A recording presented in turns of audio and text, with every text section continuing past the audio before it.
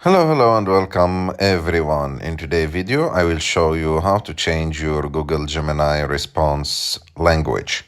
So, our video will be divided on two parts. So, the first part, if you want to start by changing the language of Google Gemini, and to do that, you have just to enter to settings, scroll down until you find apps, and after that, look for Google Gemini and change the language. From here you can change it to whatever language that you want. You have, as you can see, multiple languages.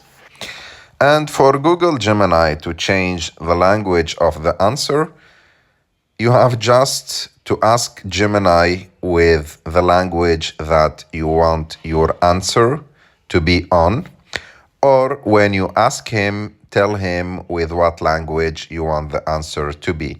For example, I will ask him, what is the weather